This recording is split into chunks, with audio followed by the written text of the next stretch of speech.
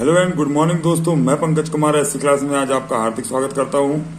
और आप सभी लोगों की सुबह जो है वो बहुत मस्त होगी, बहुत अच्छी होगी। तो चलिए दोस्तों, उठो लाल, अब आंखें खोलो, जीके जीएस लाया हूं, सिलेक्शन ले लो। और आज का सेट पेपर नंबर 12 लेकर हाजिर हैं और देर न करते हुए सेट को शुरू करेंगे और पहले प्रश्न की ओर चलेंगे। आधुनिक युग की मीरा के नाम से किसे जाना जाता है? दोस्तों, हमारे भारत में महादेवी वर्मा जी को आधुनिक युग की मीरा का नाम से जाना जाता है। Option number B is your right answer. चलेंगे प्रश्न 2 की ओर। बजट को किस सूची में रखा गया है? दोस्तों, हमारे संविधान में 3 प्रकार की सूचियां हैं, संघ सूची, राज्य सूची और समवर्ती सूची। तो बजट को जो है वो समवर्ती सूची में रखा गया है, यानी कि इस पर राज्य और केंद्र दोनों ही काम करते हैं। चलिए क्वेश्चन नंबर 3 की ओर चलेंगे। राष्ट्रीय ध्वज के प्रारूप को संविधान सभा द्वारा कब अपनाया गया? तो प्रारूप समिति के अध्यक्ष जो डॉक्टर भीमराव अंबेडकर थे, उसके प्रारूप को संविधान सभा द्वारा कब अपनाया गया दोस्तों? तो 22 जुलाई सन 1947 को इसे अपनाया गया। Option number B is your right answer. चलेंगे क्वेश्चन नंबर 4 की ओर। रेल बजट को सामान्य बजट से किस समिति के सिफारिश के आधार पर अलग किया गया? बहुत ही महत्वपूर्ण प्रश्न है दोस्तों, कई बार एग्जाम में आता है। तो ऑकवर्थ समिति जो है, इसकी सिफारिश पर रेल बजट को सामान्य बजट से अलग कर दिया गया। क्वेश्चन नंबर 5 की ओर चलेंगे। भारतीय तिरंगा झंडा के बीच चक्र में कुल कितनी तीलियां होती हैं?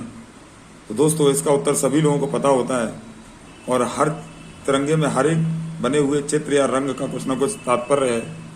तो तीलियां होती हैं बेटा 24, और ये 24 तीलियां ये दर्शाती हैं कि भारत हमारा 24 घंटे लगातार तरक्की करता रहेगा, प्रगति चढ़ता रहेगा। चलेंगे प्रश्न नंबर 6 की ओर।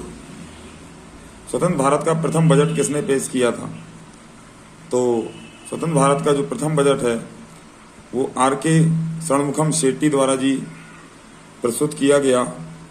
चलेंगे, बहुत ही महत्वपूर्ण प्रश्न है, कई बार पूछते हैं। Option number A is your right answer. चलेंगे क्वेश्चन नंबर 7 की ओर। भारत का राष्ट्रीय कैलेंडर को भारत सरकार द्वारा कब अपनाया गया? तो राष्ट्रीय कैलेंडर को भारतीय सरकार द्वारा मेरे बच्चों 22 मार्च सन 1957 को अपनाया गया। Option number B is your right answer. चलिए चलते हैं प्रश्न 8 की ओर। भारत का राष्ट्रीय जलीय जीव क्या है? बहुत ही मोस्ट इंपॉर्टेंट क्वेश्चन है मेरे बच्चों। तो गंगा की जो डॉल्फिन है वो हमारा राष्ट्रीय जलीय जीव है। Option number C is your right answer. चलेंगे क्वेश्चन नंबर 9 की ओर। वैट को सर्वप्रथम किस राज्य ने अपनाया था? तो भारत में वैट को सबसे पहले हरियाणा राज्य में अपनाया गया। Option number D is your right answer. Question number 10 की बात करेंगे। प्रथम हिंदी सम्मेलन 1975 में कहां पर सम्मेलन संपन्न किया गया? तो दोस्तों, पहली बार जो हिंदी सम्मेलन है वो नागपुर में आयोजित किया गया। Option number D is your right answer. Question number 11 पर चलेंगे कि सैनवेट का संबंध किससे है? तो सैनवेट का संबंध मेरे बच्चों उत्पाद शुल्क से है। चलिए, option number D is your right answer. चलते हैं प्रश्न नंबर 12 की ओर। भारत की सबसे लंबी, सबसे प्राचीन लिखित भाषा को किसे माना जाता है?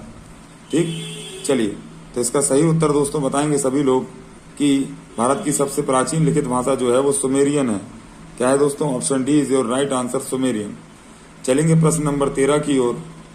चलिए और देखते हैं कि भारतीय संविधान की 8वीं अनुसूची में कितनी भाषाओं का उल्लेख सम्मिलित किया गया है।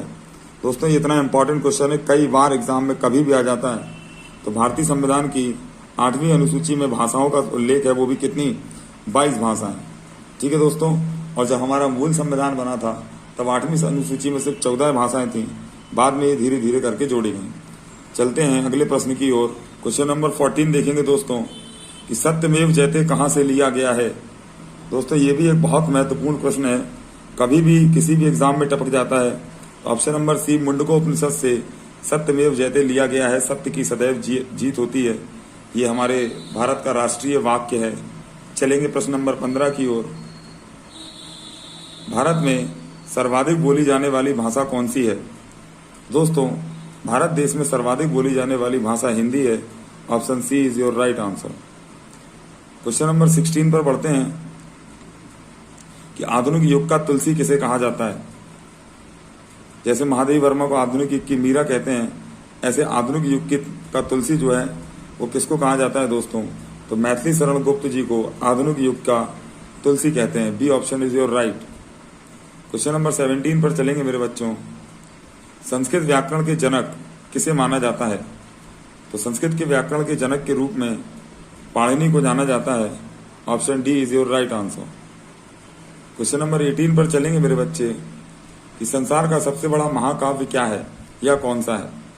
तो संसार का सबसे बड़ा महाकाव्य महाभारत है, जिसकी रचना वेद व्यास जी ने करी थी। चलिए, question number D is your right answer. चलेंगे प्रश्न 19 की ओर। हिंदी विषय के लिए प्रथम ज्ञानपीठ पुरस्कार किसे प्रदान किया गया था? दोस्तों, तो सुमित्रा नंदन पंत जी को हिंदी के लिए सबसे पहले ज्ञानपीठ पुरस्कार दिया गया। Option number D is your right answer. चलेंगे प्रश्न नंबर 20 की ओर और देखेंगे सबसे अधिक बार बजट किसके द्वारा पेश किया गया? दोस्तों, सबसे ज्यादा अधिक बजट जो है वो मोरारजी देसाई द्वारा प्रस्तुत किया गया। Option D is your right answer. दोस्तों, अगर आप लोगों को स्टैटिक जीके का यह सेट पेपर बहुत पसंद आता है, आपकी स्टैटिक जीके रोज सुबह 6 बजे रिवाइज हो जाती है, नए क्वेश्चन देखने को मिलते हैं, तो ऐसी क्लासेस को ऐसे ही प्यार देते रहें। चैनल को शेयर करें, सब्सक्राइब करें, लाइक करें। चलिए चलते हैं क्वेश्चन नंबर 21 की ओर कि भारत का शेक्सपियर किसको कहा जाता है? तो भारत का शेक्सपियर जो है दोस्तों वो कालिदास जी को कहा जाता है। चलेंगे अगले प्रश्न की ओर 22 की ओर। क्वेश्चन नंबर 22 कहता है कि भारत का राष्ट्रगान जन गण मन को संविधान सभा ने कब अपनाया? तो भारतीय राष्ट्रगान जन गण मन को 24 जनवरी सन 1950 को अपनाया गया भारतीय सरकार द्वारा। Option C is your right answer. और चलेंगे प्रश्न नंबर 23 की ओर। राष्ट्रगान को गाने में कितना समय लगता है? दोस्तों, इस प्रश्न का सही उत्तर सबको पता होगा कि राष्ट्रगान को गाने में 52 सेकंड का समय लगता है। Option C is your right answer. चलते हैं प्रश्न नंबर 24 की ओर। राष्ट्रीय गीत को गाने में कितना समय लगता है? दोस्तों, राष्ट्रीय गीत को गाने में 65 सेकंड लगते हैं। Option B is your right answer. चलेंगे दोस्तों अगले प्रश्न की ओर कि भारत का राष्ट्रीय पशु कौन सा है? इस क्वेश्चन तो बेटा सबको पता होना चाहिए। तो बाघ जो है वो हमारा राष्ट्रीय पशु है। Option D is your right answer. ठीक है ना दोस्तों? चलिए देखते हैं क्वेश्चन नंबर 26। संविधान के किस अनुच्छेद में वार्षिक वित्तीय बजट का विवरण किया गया है? तो दोस्तों, जिसे हम लोग बजट कहते हैं उसे संविधान की भाषा में वार्षिक वित्तीय विवरण कहा जाता है। और इसका जो अनुच्छेद है वो अनुच्छेद नंबर 112 है। तो option number B is your right answer. Question number 27 देखेंगे मेरे बच्चों कि राष्ट्रगान जन गण मन के रचयिता कौन है? तो मेरे हिसाब से शायद ये प्रश्न भी सबको पता होगा। तो रविन्द्रनाथ टैगोर जो है वो हमारे राष्ट्रगान जन गण मन के रचयिता हैं। चलिए, option number A is your right answer. चलेंगे दोस्तों अगले प्रश्न 28 की ओर। भारत का राष्ट्रीय चिन्ह को भारत सरकार द्वारा कब अपनाया गया? चलिए दोस्तों, इसके ऑप्शन देख लेते हैं आगे। यह विकल्प कि भारत के राष्ट्रीय चिन्ह को भारत सरकार द्वारा कब अपनाया गया। सही उत्तर मेरे बच्चों 26 जनवरी सन 1950 ऑप्शन हो जाएगा, गणतंत्र दिवस के दिन। चलिए क्वेश्चन नंबर 29 पर चलते हैं। भारत का राष्ट्रीय वृक्ष क्या है? तो मेरे हिसाब से दोस्तों ये भी आपको सभी को पता होगा कि बरगद यानी बेनियन ट्री जो है वो भारत का राष्ट्रीय वृक्ष है। चलते हैं प्रश्न नंबर 29-30 की ओर। महाभारत के रचयिता कौन है? तो अभी कुछ देर पहले ही दोस्तों मैंने बताया था कि वेद व्यास जी जो हैं वो महाभारत के रचयिता हैं, जो कि सबसे बड़ा महाकाव्य है। Option D is your right answer. Question number 31 की ओर चलते हैं। प्रत्येक वर्ष हिंदी दिवस किस तिथि को मनाया जाता है? तो प्रत्येक वर्ष हिंदी दिवस दोस्तों आप सभी को पता होगा कि हम लोग 14 सितंबर को मनाते हैं। Option D is your right answer. चलिए चलते हैं प्रश्न नंबर 32 की ओर आगे बढ़ेंगे। भारतीय बजट के प्रणेता किसे माना जाता है? दोस्तों, भारतीय बजट के प्रणेता के रूप में हम लोग जेम्स विल्सन को जानते हैं। Option C is your right answer. चलिए चलेंगे प्रश्न नंबर 33 की ओर। वैट संबंधित है? तो दोस्तों वैट वैल्यू एडेड टैक्स किससे संबंधित है? इसका सही आंसर हो जाएगा बिक्री कर से, सेल टैक्स से। Option C is your right answer. Question number 34 की तरफ बढ़ेंगे और देखेंगे कि राष्ट्रगान को पहली बार 1911 में भारतीय राष्ट्रीय कांग्रेस के किस अधिवेशन में गाया गया। दोस्तों बहुत ही महत्वपूर्ण प्रश्न है, चाहे राष्ट्रीय गान हो या राष्ट्रीय गीत हो, दोनों ही दोस्तों कोलकाता अधिवेशन में गाए गए थे। ठीक है, एक 1896 में और एक 1911 में। चलिए, तो option B is your right answer, Kolkata. चलिए अगला क्वेश्चन भी देखेंगे, क्वेश्चन नंबर 34 कि राष्ट्रीय गीत को सर्वप्रथम 1896 में कांग्रेस के किस अधिवेशन में गाया गया। दोस्तों तो ये मैंने पहले ही बता दिया कि कोलकाता में इसको भी गाया गया। चलिए ऑप्शन बी हो जाएगा। चलेंगे क्वेश्चन नंबर 36 की ओर कि राष्ट्रीय गीत वंदे मातरम का प्रथम प्रकाशन किस ग्रंथ में किया गया। ये भी बहुत ही महत्वपूर्ण प्रश्न है दोस्तों, इसका सही उत्तर लगाएंगे दोस्तों। तो उपन्यास जो आनंद मठ था, ठीक है, उसमें पहली बार राष्ट्रीय गीत वंदे मातरम को प्रकाशित किया गया। Option D is your right answer. चलेंगे क्वेश्चन नंबर 37 की ओर। राष्ट्रगान का प्रकाशन सर्वप्रथम कहाँ किया गया। तो राष्ट्रगान का प्रकाशन मेरे बच्चों सर्वप्रथम तत्वबोधिनी पत्रिका में किया गया। Option A is your right answer. चलते हैं मेरे बच्चों, आई होप कि आप सभी लोगों की तैयारी बहुत बेहतरीन चल रही होगी और इसी तरीके से मेहनत करके अपने माँ बाप का सपना, अपना सपना पूरा करें दोस्तों, अपने जीवन को सफल करें। चलते हैं क्वेश्चन नंबर 38 की ओर। भारत का राष्ट्रीय फूल क्या है। ये तो दोस्तों आपको बचपन से सिखाया जा रहा है कि कमल यानी लोटस जो है वो भारत का राष्ट्रीय फूल है। चलेंगे अगले प्रश्न की ओर कि राष्ट्रीय गीत वंदे मातरम के रचयिता हैं। ठीक, तो राष्ट्रीय गीत वंदे मातरम के रचयिता मेरे बच्चे बंकिम चंद्र चटर्जी जो हैं।